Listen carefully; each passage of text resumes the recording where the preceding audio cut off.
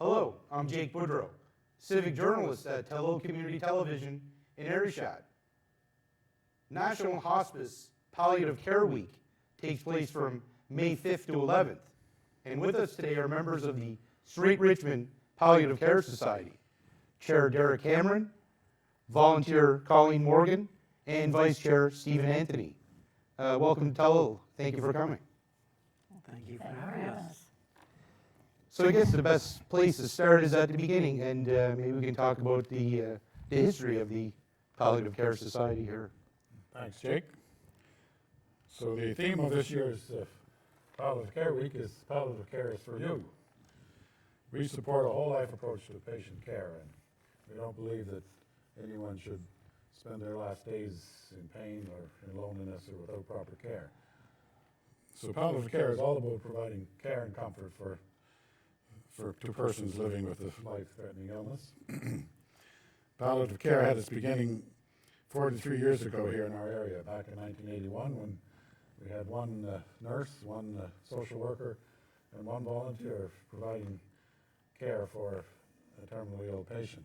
In 1994, 12 charter members incorporated the Strait Richmond Palliative Care Society, so this year we're celebrating our 30th anniversary as a society. In those early days, there was no provincial palliative care program, so volunteers played a large role. Today, we're fortunate to have nurses, a physician, a social worker, and an occupational therapist involved as palliative care professionals. Our society covers southern Inverness County and Richmond County, commonly called the Strait Richmond area. So in collaboration with the Nova Scotia Health palliative care professionals, the mission of our society is to provide support and care, comfort and peace of persons and families living and dying with a life-threatening illness. We promote the philosophy and principles of palliative care through volunteering, networking, public and professional education, and patient advocacy. Our mandate is to improve public awareness of palliative care, and it's not just about dying, it's about living our best life with a life-threatening illness. Over the past 43 years, volunteers have been providing care and comfort to patients and their families in their time of bereavement. With the COVID-19 pandemic, volunteers were restricted from having access to patients, and so now we're advocating for a renewal in the participation of volunteers in bereavement and patient care. Volunteering is so rewarding in so many ways for the volunteer, the caregivers, the patient, and their families. Stephen, as the Vice Chair of the Palliative Care Society, maybe you can talk about some of the activities that you have going on for this week in celebration of the 30th anniversary. Absolutely. The Society has a few different directions in which we do our activities and direct our efforts. So one of them is through financial support for the palliative care program that's based at Strait Richmond Hospital.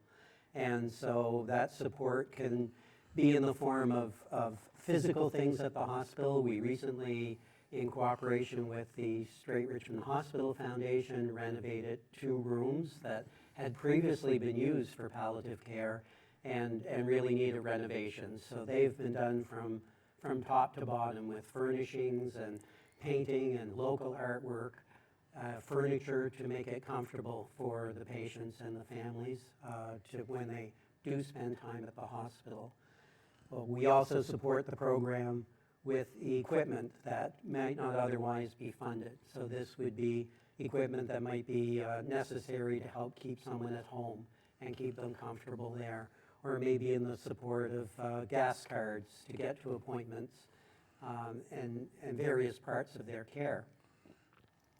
We have also looked in the direction of equipment such as pocket talkers, which are little devices for people that may have difficulty with hearing, may not require a hearing aid, but difficulty with hearing, and they're little units that can amplify when people are talking to them and help them participate in conversations and communication with their family better. And we've had a light projector, which can be used in a patient room to project calming images on the ceiling and help keep people more comfortable while they're there. In addition to that financial support, we're very committed to continuing education, and that's in the form of the staff on the palliative care team to help them attend conferences in person or virtually.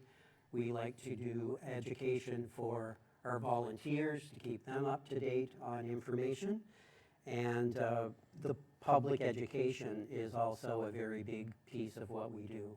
So some of the professional education was we've hosted information days for long-term care and home care staff. We've had a couple in Petty de Gras and Lewisdale and Port Hawkesbury.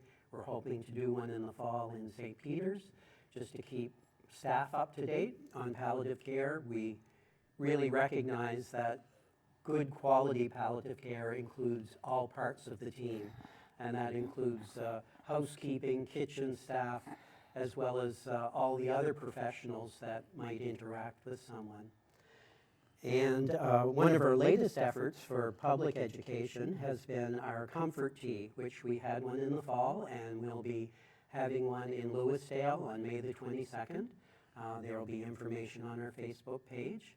And that's recognizing the fact that we all experience different losses in our lives. Not necessarily a death, certainly includes that, but people experience loss through children going off to university, or you may have a loss in a job, or retiring. Different types of life experiences that people might not even recognize as being grief from a loss. So that afternoon in Lewisdale from 1:30 to 3:30, people can come together and just talk about their experiences or listen to the experiences of others, and it will just be a comfortable place for them. And then lastly, we have all of our committee activities that go on with the society. So this year is our 30th anniversary. A couple weeks ago, we had a 30th anniversary tea for all the volunteers that have been with the society over 30 years.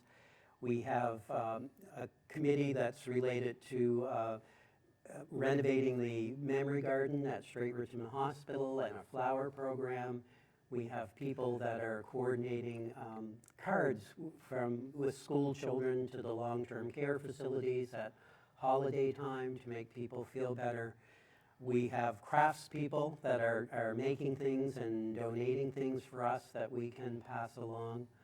So we feel like we have a really broad-based society. If you have an interest, if you like computers, if you like strategic planning or book work, in addition to all the volunteer work that you'll hear Colleen talk about with the patients themselves, there's kind of a role for practically anyone within our society.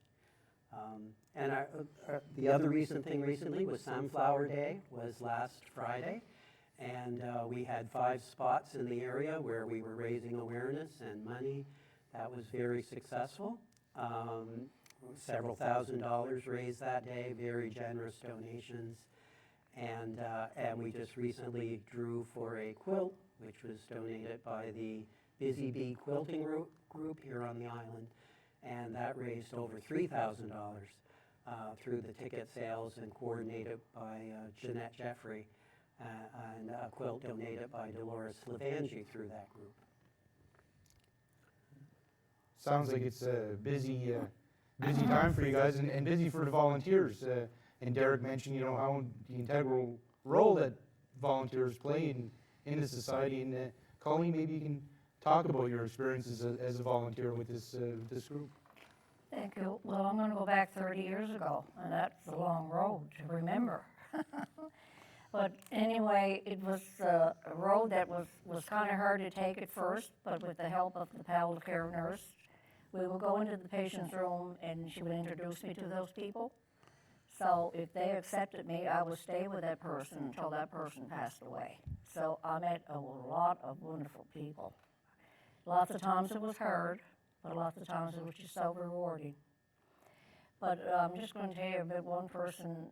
I wasn't out there that long, and he fell asleep, so I was sitting there and I'm reading the book, and I happened to look up and he was starting to wake up, and he looked all around the room, and when he looked at me, there was a smile on his face.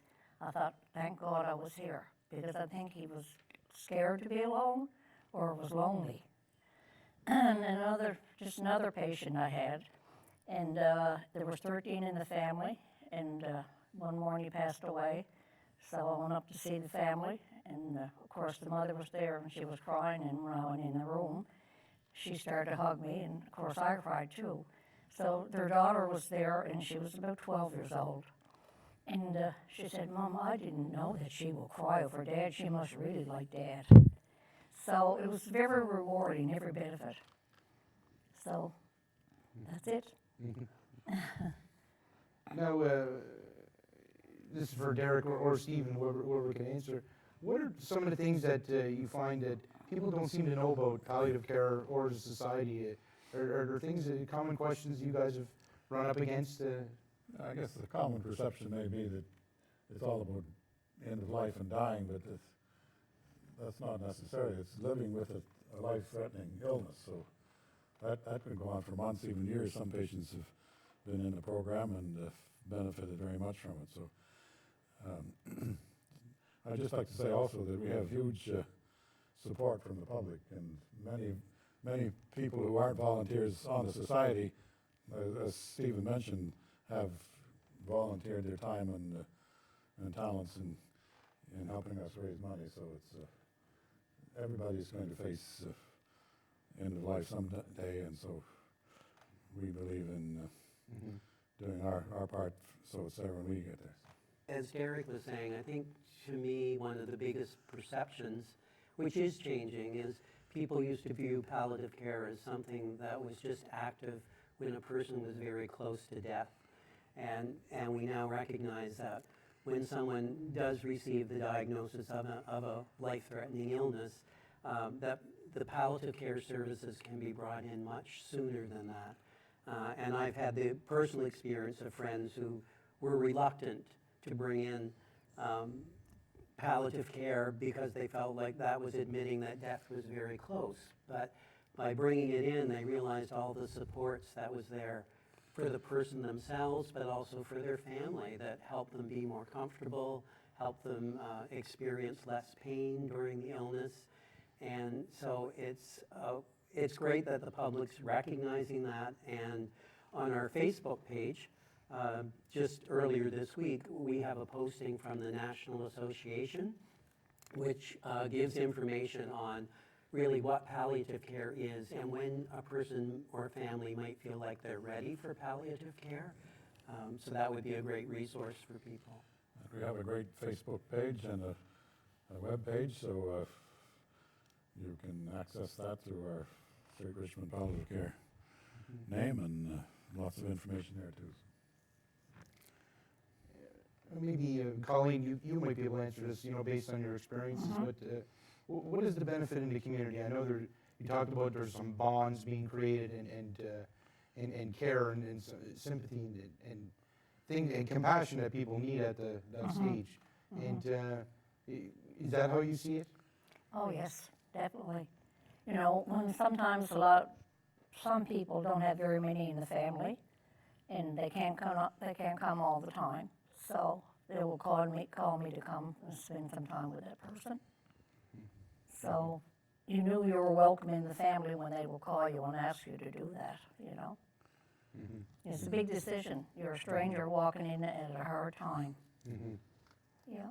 And a great responsibility, too. Sure it is. There's lots of things, that you would like to do but you cannot do, In regards to the 2 rooms, these are 2 new rooms. You guys have, I believe there's other rooms as well that you guys had. You started off with Well, we started off with those 2 rooms. They were kind of designated for general use for a while, and then now we have them back. I guess, do we call them designated or? Designated rooms, Yeah, yeah, designated yeah, rooms. yes. And did you mention the cuddle beds? Yes, that was part of the Yeah, cooperation with the foundation, is the Strait Richmond Hospital Foundation supported in the purchase of the cuddle beds. So these are beds which would open up to be able to accommodate a second person, to be able to get into bed with the patient. So it could be a parent and child, or grandparent and child, or spouse. And we were able to see those at the new hospice in Sydney and recognize what an addition they would be to our current rooms. So we're grateful to the foundation for helping us to make that happen. Yes, with the provincial program now, a lot of things are covered, like the necessities, but we believe in going a little beyond that and making things very nice for people in their lives. Some people haven't had a great life, but we want to, right to the end, show compassion and care for them all. Now, what has been the reaction when people see these new rooms? I assume people must be pretty happy to have that and have that type of Well, care. we've got some amazing feedback just after they opened with some folks that were able to be in them right to the end, and very, very complimentary. Yes, and it was, we were able to, when we were doing our ticket sales for the quilt, we did have a poster board with pictures of the new rooms, and it was great to get that out to the public, to be able to see. Not everyone is aware that they're there, and to be able to see actually what they look like and how comfortable that they are for people to be in. It has been great feedback, and people have really expressed surprise that we would offer something like that locally. Because Cape Bretoners really do have a great capacity for compassion and feeling for people in need, and that's evident in how they donate their time and money, and we try to make it nice for people. And particularly here in Richmond County, it's just amazing, the support, starting with the municipality of the County of Richmond. Gives us a substantial donation each year to help us doing that. I mentioned the quilt was made here on the island, and we've been selling chocolates at Christmas time that are made in St. Peter's by Cindy Walker at Chocolate Tea. And another big donation we get is Daniel LeBlanc, and with his Thursday evenings at the Island Nest, and has the donation jar. And it's just amazing, the consistency that comes in from the generosity of the people here, and to be able to, when we're given a call saying this is something we need, to be able to typically be able to meet that because of that generosity. And I assume, Colleen, that probably translates into the volunteer pool too. I assume you guys have a number of volunteers. Approximately how many do you have? And I assume they're all quite active. Well, right now, we do not have very many because of COVID, but I think they do have. I haven't been there myself since COVID, so I don't know how many volunteers they are. Reestablishing the volunteers at the hospital is an active process, is just starting. Certainly, we've been lucky with the society. I think we probably have 25 members or so in the society, and we've just recently gotten some new members. So reestablishing that disruption that COVID gave us in terms of not being able to have direct contact with patients. But the volunteers for that patient contact is coordinated through, we have a new volunteer coordinator in our district, Nicole Shaw, and we just met with her this morning, actually, to talk about, she's very interested in getting the patient volunteers up and going again at Strait Richmond. And I guess also for the public is our palliative care program has the rooms at the hospital, but a lot of our services are offered in people's homes and long-term care facilities. People are given that choice of where they would like to spend their final days. And provincially, it's known that Richmond County has amongst the highest percentage of people who choose to die at home.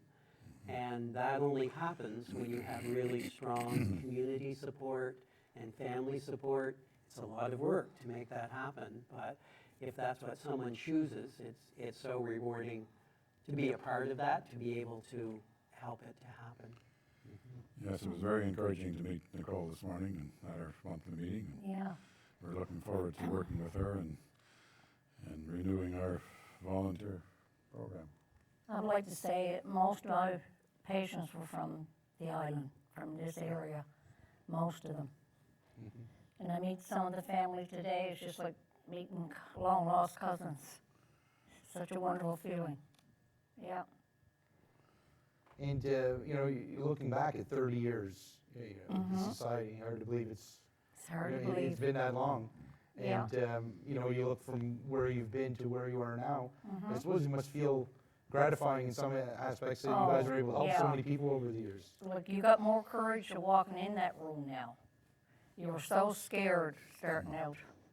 I wonder if those people are gonna like me. Yeah, really, came a long way. And it is a history to be proud of. As Derrick mentioned, our society's existed for 30 years, but palliative care in our area goes back to 41 years. And we were promoting palliative care services in our area long before some of the other bigger centers were doing that. So we're very proud of that history and dedicated to keeping it going.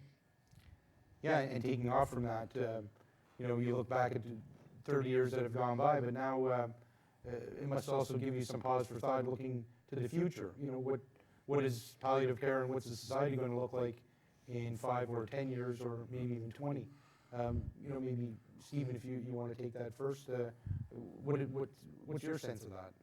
Well, there's certainly, I think we're changing in our society in terms of families don't always have those strong family connections that they did. People move away, they don't always have that support. So it's great to have a program here locally and the people that can help provide that support for families when they choose to do that. And so we have a really good base for doing that. I think we look at how technology has been able to assist making people more comfortable. So I mentioned the pocket talkers and the light projectors, and we're looking to add music therapy as part of the program at the Strait as well. We have interest in pet therapy. We've talked about maybe art therapy. And there's interest in looking at the use of virtual reality headsets that would give people a calming experience if they can't get out into the community. So there are lots of possibilities that will evolve over time. Yes, technology definitely offers some potential and possibly some changes. But Colleen, you know, do you get the sense that things will change as far as those bonds and those connections that have been formed? Do you think that will change in the future? I can't really see it myself, you know. But you're dealing with an older generation too, and the younger generation don't know a lot about palliative care. And sometimes they'll wonder, my God, I wonder about her if she's all right because she's with those people. You know, it's true, you know. So I don't want to see any big changes myself, maybe because I'm old. But I don't want to see a whole lot of big changes in palliative care, especially with the patients. The rest is wonderful, what they're doing. Yeah, we're happy to have a program now that's expanding and growing on its own, and our role now is to support them. Yeah. And they call us up and ask us if we could fund this and that, and we're always happy to do that if we can. And just for people that are in need of things, and might be a bed for home or a chair or gas money or whatever. Oh, God, yes. Yeah. One of the things we do want to focus on in the future is just our awareness of the multiculturalism that's in the community, and recognizing we have people now that come from different parts of the world, that have different religions, different practices, and may approach death and grieving in ways that we're not used to supporting. So that's on our list of things to do, to just get those people engaged with the society and be able to provide support for everybody. Yeah, we support education for the professionals and to the volunteers too. So when there's conferences, and we would fund the fees to go to them or attend them, and some are virtual and some are in person. And we do have a provincial palliative care association that puts on a palliative care conference every year, and we tried to send several people to that. We attended one last year. It was in Antigonish. It was wonderful. And you meet so many new people. The volunteering is so rewarding for the volunteer just as much as for anyone else. And most of us, I think, have been involved for many years. I think to get into the mode of volunteering, you start early in life. You don't have to wait till you retire. So you can start small, and as you retire, then maybe take on a bigger role for a while. Mm-hmm. Okay, was there anything maybe any of you would like to add that I didn't ask you about on the occasion of this 30th anniversary and the special week that's taking place? I think for me, I've only been involved with the society for about 3 years or so. And when I did join, it was during COVID, and so that period of loneliness. And my very first meeting, I left there thinking, I've just spent a couple hours with very kind, caring people. And it was a great way to feel good and to feel like that there was a role to provide some good. But when I told people about it, they often said, I don't know how you could do that type of work, because they assumed that a volunteer would be someone like Colleen's role, which would be spending time with people. And that's not the right fit for everybody, and that's only one part. So I would just like to encourage people that when I talked about all those different committees and skill sets, that our society, there is that direct patient contact piece, but most of our society work is supporting the program. And for people who think they might have an interest, to just come to a meeting or give one of us a call or contact us through Facebook and just see if we might be a good fit for them. Yes, and hopefully you're able to attract some volunteers and bolster this society that's grown and is now celebrating a very special anniversary. Well, yes, I'd like to thank you all for coming today and answering some questions and talking about such an important topic. Derrick Cameron, Chair, Colleen Morgan, Volunteer, and Stephen Anthony, who's Vice Chair of the Society. Thank you for inviting us. Yes, Tallulah is one of those good supporters from Richmond County, so Very we're grateful to fortunate be have asked. Yeah. Well, You're we're fortunate. definitely glad to support your group. It's serving a vital need. I'd like to thank the members of the Strait Richmond Palliative Care Society who are with us today to discuss palliative care during the National Hospice Palliative Care Week, which took place from May 5th to 11th, and also on the 30th anniversary of the Strait Richmond Palliative Care Society.